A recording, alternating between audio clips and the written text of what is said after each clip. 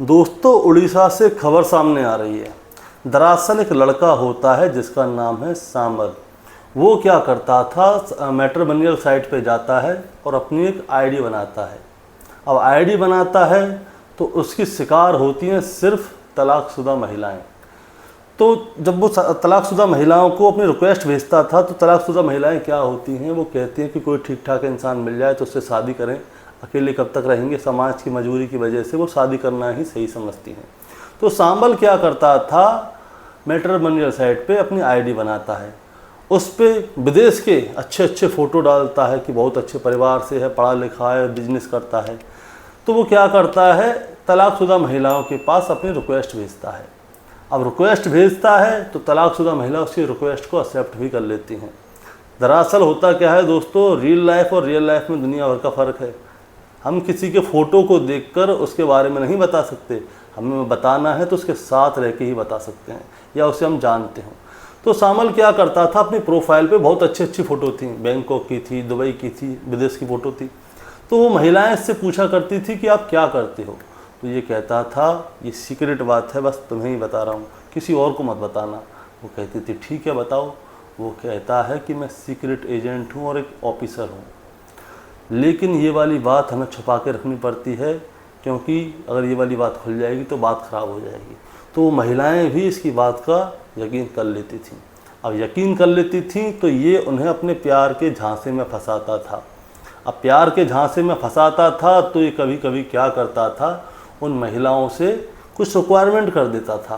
Requirement मतलब पैसों की रिक्वायरमेंट।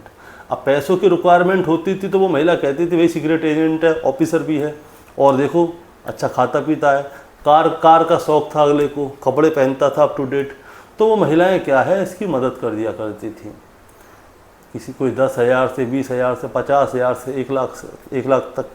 अब ये महिलाओं से पैसे ठगता रहता था। लेकिन अचानक क्या होता है, 2 महिलाएं ऐसी आ जाती हैं जो पैसे देती तो हैं लेकिन उन्हें बाद में पैसे चाहिए भी थे। अब ये पैसे वापस नहीं करता। अब जब ये पैसे वापस नहीं करता तो वो महिलाएं क्या करती हैं, पुलिस थाने में जाती हैं और पुलिस थाने में जाके इसके खिलाफ रिपोर्ट लिखवा देती हैं। अब रिपोर्ट लिखवा देती हैं तो पुलिस क्या करती है, इसकी साइबर क्राइम में भी रिपोर्ट रखती है और सादा रिपोर्ट भी रखती है कि धोखेबाजी की रिपोर्ट। अब पुलिस क्या करती है, इसकी आईडी खोलती है और इसमें पूरी जानकारी लेती है कि ये क्या करता है क्या नहीं करता। तो अब मैं आपको बताना चाहूँगा, ये जो है लड़का साम्बल, इसने अब तक 50 से ज़्यादा महिलाओं से पैसे ठगे थे। 50 से ज़्यादा महिलाओं से, अगर आप 1 लाख रुपए मान लेते हैं एक महिला से, तो 50 लाख रुपए अब तक ये ठग चुका था। इसने 50 से ज़्यादा महिलाओं से पैसे ठगे थे, लेकिन सामने 2 ही महिला आई थी क्योंकि उनको अपने पैसे चाहिए थे। बाकी की और महिलाएं जो हैं वो अपनी बदनामी के डर से किसी को कुछ नहीं बताती। पहली बात तो वो विधवा हैं, और दूसरी बात वो विधवा होने के बावजूद किसी गैर मर्द से बात कर रही हैं, प्लस उसको पैसे भी दे दिए। तो एक बदनामी वाली बात होती है एक समाज में, तो वो लोग सामने नहीं आते। लेकिन जब पुलिस इस मामले की जांच पड़ताल करती है तो पता चलता है 50 से ज़्यादा महिलाओं से इसने लाखों रुपए वसूले हैं। अब ये उन पैसों का करता क्या था, ये जाता था दुबई और दुबई में लग्जरी लाइफ जीता था। बैंकॉक में भी जाके लग्जरी लाइफ जीता था और पूरा एंजॉय करता था। लेकिन अब ये पुलिस के हत्थे चढ़ चुका है। तो दोस्तों, अब स्पेशल वाली लग्जरी लाइफ जिएगा जो बड़े बड़े लोगों ने जी है जेल में। अब दोस्तों आप ये बताइए कि ये महिलाएं क्या सही थीं। एक लड़का आता है, वो बताता है कि मैं सीक्रेट एजेंट हूँ, वो कार में अपने फ़ोटो दिखाता है, अप टू डेट रहता है, फ़ोटो उसके बैंकॉक दुबई के होते हैं। क्या इन फ़ोटोज़ को देखकर हम किसी को जज कर सकते हैं? क्या हम किसी से प्यार कर सकते हैं?